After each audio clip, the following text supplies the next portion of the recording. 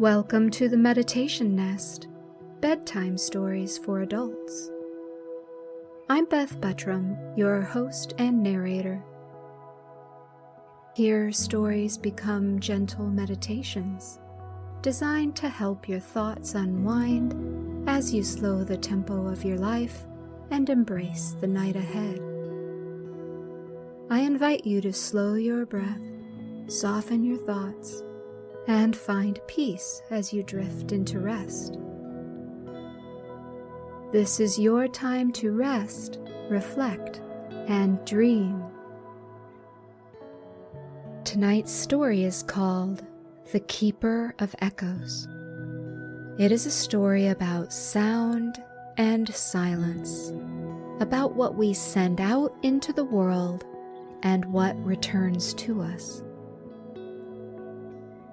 It is also a story about learning that connection doesn't always arrive as an answer, and that peace sometimes comes when the echoes finally fade.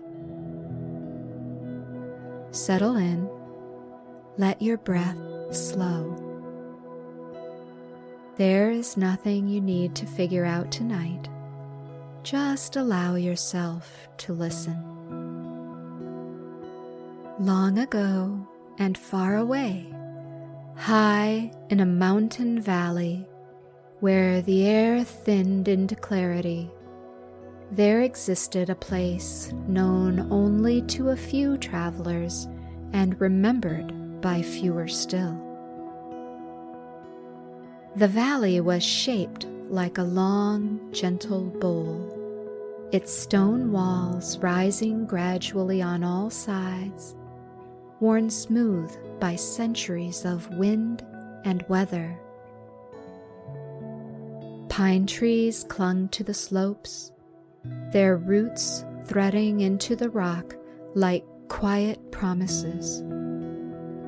Above them, the peaks stood patient and pale, catching light long after the rest of the world had turned toward night. What made this valley unusual was not its beauty, though it was beautiful, nor its isolation, though it was remote. It was the way sound behaved there. In this place, echoes lingered, not the sharp, playful echoes of cliffs and canyons that returned sound quickly, eager and exact. These echoes were different. A word spoken here did not rush back. It waited, it drifted, it returned altered. It was into this valley that a traveler came one late afternoon when the light was already tilting toward gold and the air carried the promise of cold nightfall. He arrived slowly, softened by distance, as though he had paused along the way to consider what he was carrying. He had been walking for many days, though he had not been counting. He wore a weathered cloak, patched at the seams, and carried little beyond a small pack and a walking stick smoothed by long use. His face held the quiet weariness of someone who had spent long years listening for something he could not quite name. Wisps of dark hair curled around his brow, once brown, but with streaks of blonde curated by the sun. His cheeks were gently hollowed, the lines near his mouth and eyes etched deep by laughter and longing alike. Most striking were his eyes, clear and gray, reflecting the distant mountains and the memories held within. They seemed to search the horizon even when at rest, watchful and patient, hinting at stories untold and hopes softly guarded. He was tall, and his legs were toned by countless miles of walking. From village to river, from river to mountain, from mountain to valley, each destination unplanned but welcome. He paused at the edge of the valley, drawn to it by its stillness. Before him, the land opened like an invitation. The traveler descended slowly, boots pressing into soft earth and scattered pine needles.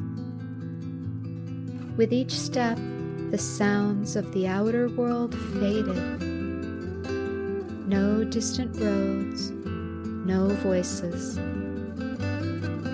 He heard wind moving gently through branches, the roar of water rushing over the stones of the river below, and the low, almost imperceptible hum of the mountains themselves. At the center of the valley stood a wide, flat stone, pale and worn, as though countless feet had rested there before. The traveler approached it instinctively and sat down his pack. He stood quietly for a long moment, breathing in the cool, clean air. Then, without fully knowing why, he spoke. "Hello," he said softly. The word lifted into the open space and disappeared. The traveler waited. Time passed, long enough for doubt to rise and begin to settle again. Then, faint and distant, the word returned. "Hello." It was quieter than the original, gentler, as though it had traveled far and chosen to come back only out of kindness. The traveler's breath caught. He spoke again, not louder, just clearer. "I am here." The valley held the sound. The air seemed to cradle it. "I am here." The echo returned softly, its edges softened, its certainty intact. The traveler sat down on the stone. Something loosened in his chest. He had not come to the mountains looking for this place. In truth, he had not been looking for anything in particular. His journey had begun without a destination, sparked by a feeling he could no longer ignore.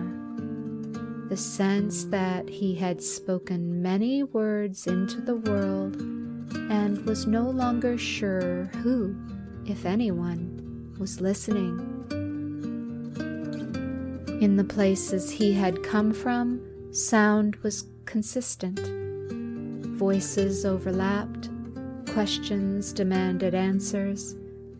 Silence felt uncomfortable, something to be filled.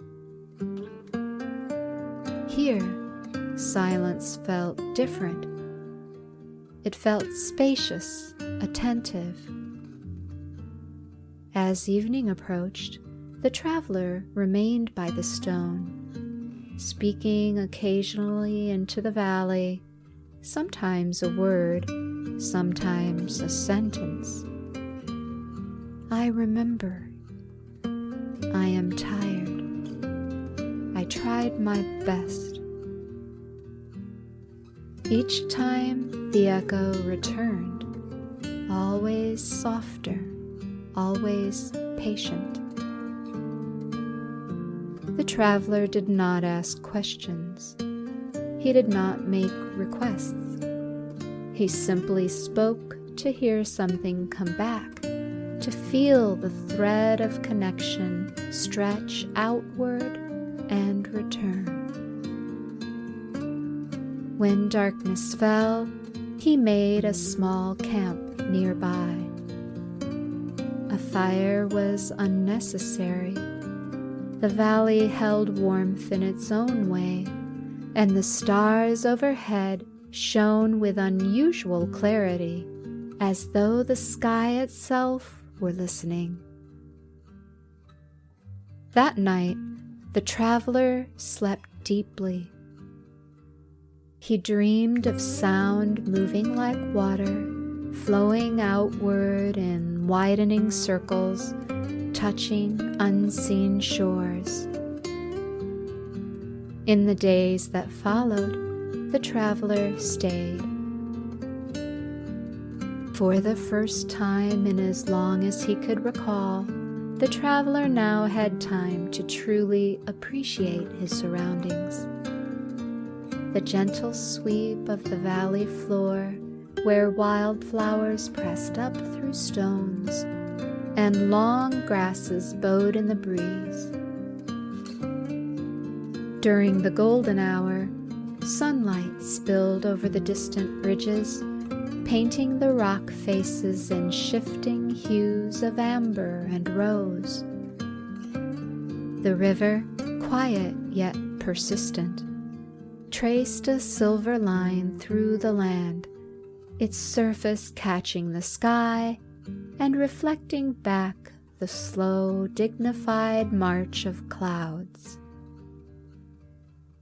He often found himself sitting beneath the ancient pines that stood watch along the slope, their roots deep and steady, their needles whispering secrets above his head.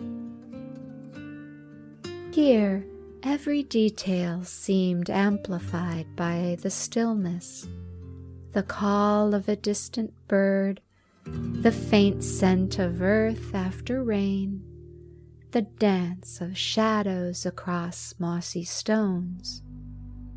This landscape, with its wide silence and patient beauty, became not just a setting, but a companion to his solitude.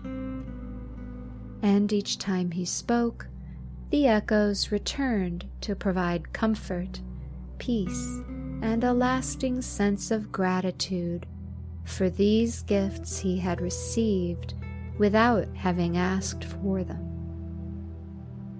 He learned the rhythms of the valley, how the morning light slid slowly down the stone walls, how the wind arrived in quiet breaths rather than wild rushes, how the echoes changed depending on the time of day. At dawn, echoes were crisp but brief.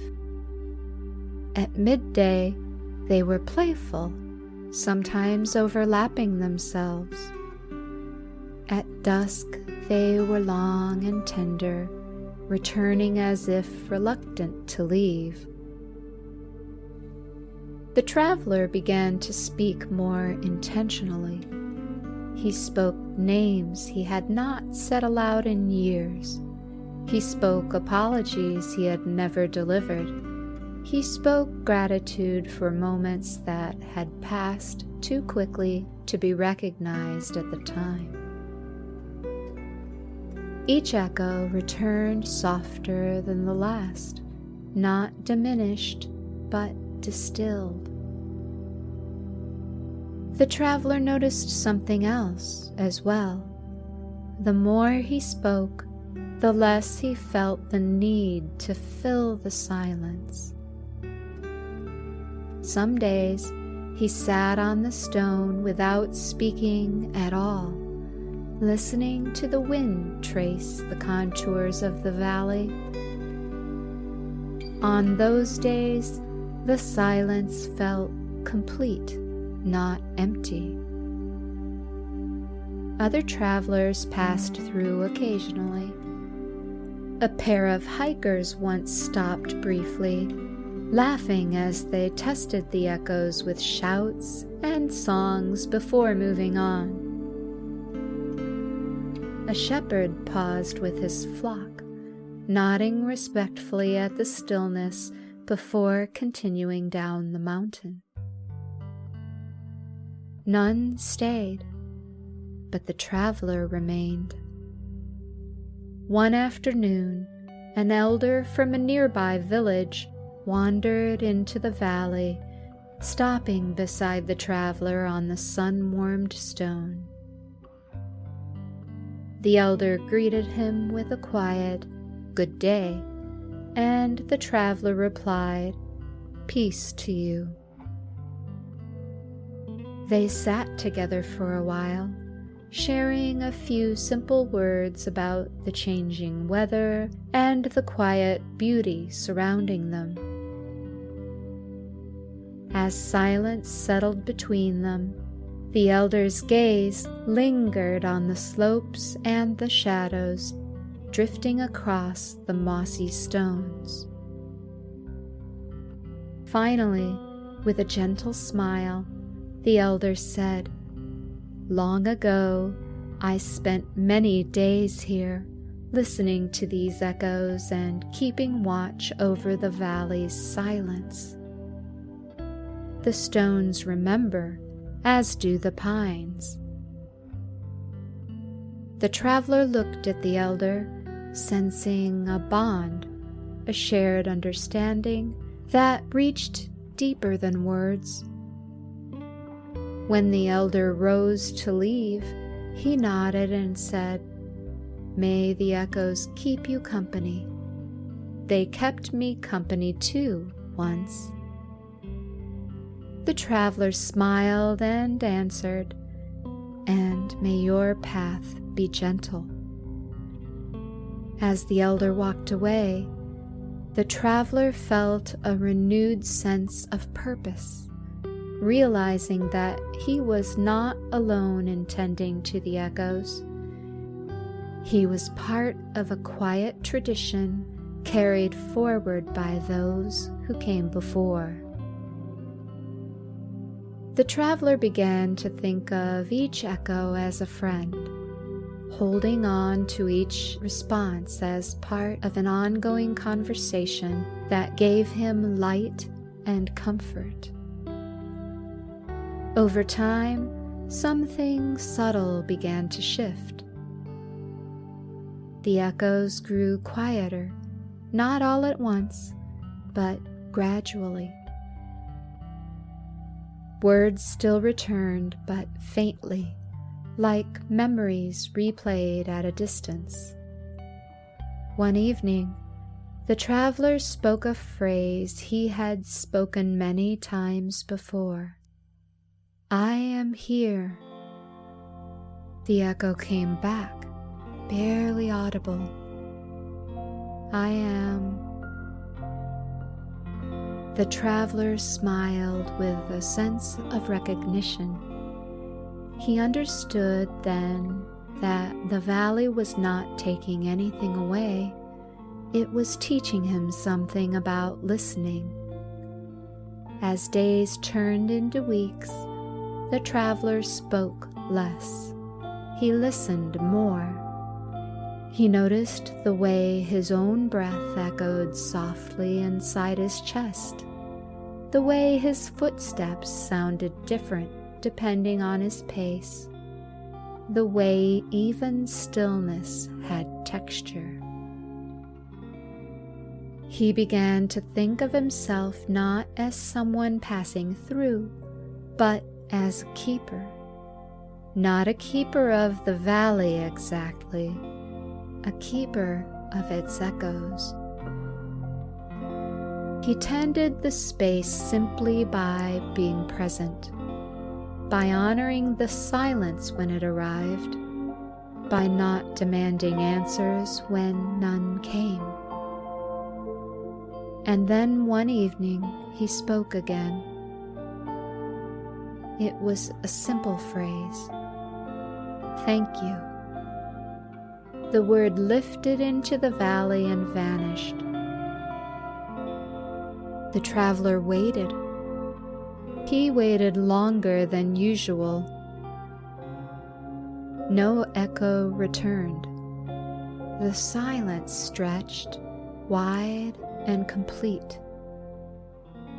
For a moment, an old instinct stirred, the urge to speak again, to fill the space, to test whether the valley was listening.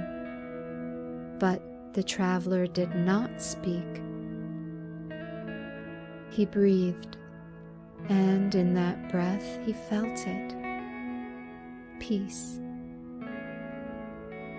Not the relief of being answered, not the comfort of hearing his own voice returned, but the deep, steady peace of knowing that nothing more needed to be said.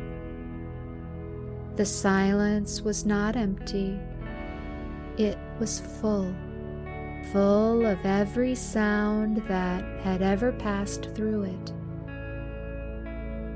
Full of every word released without expectation.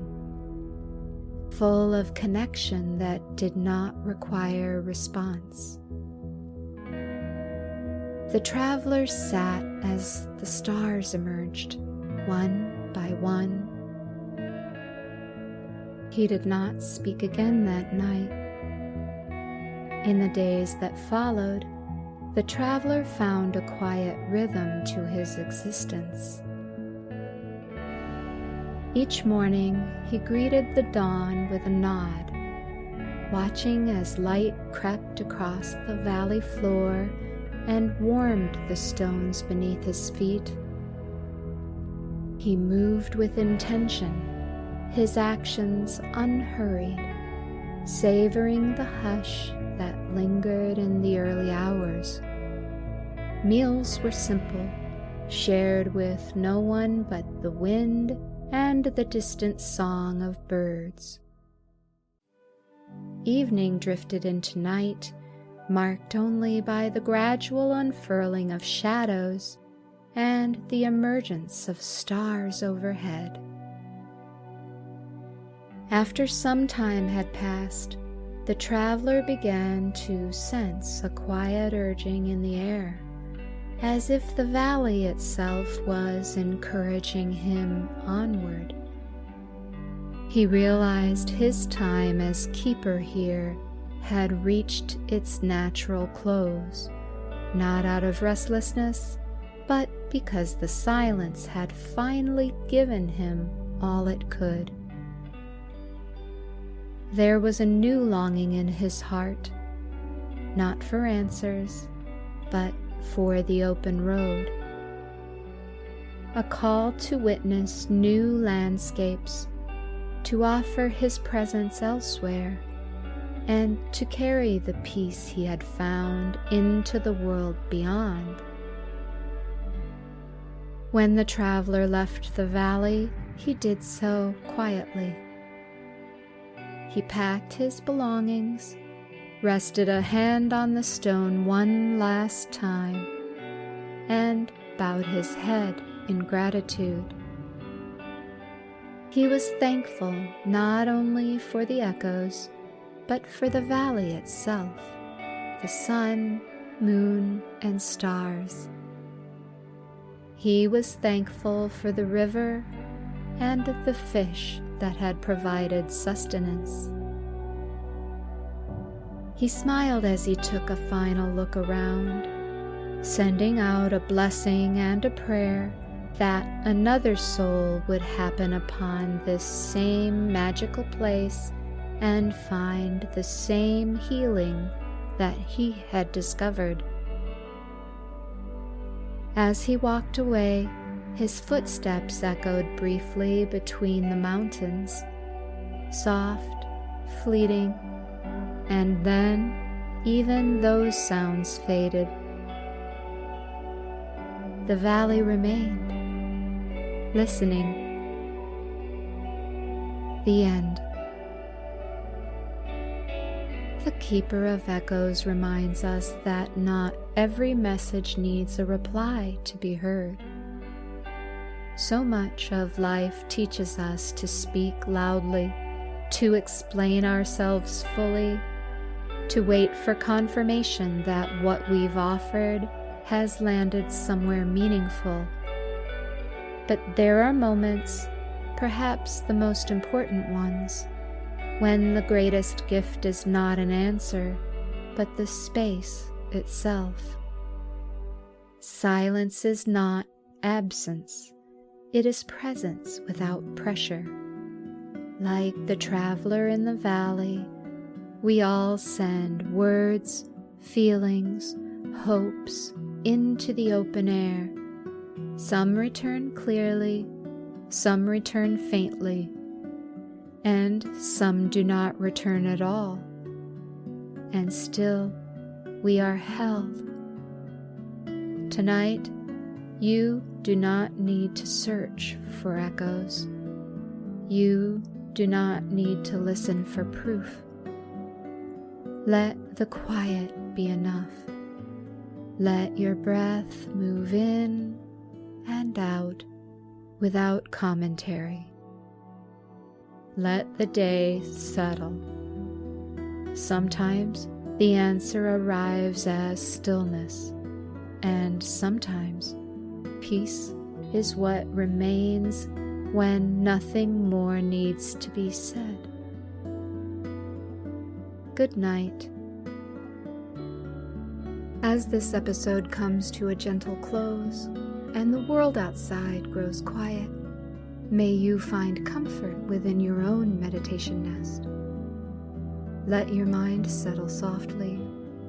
May tranquility wrap around you, inviting deep rest and serene dreams until dawn.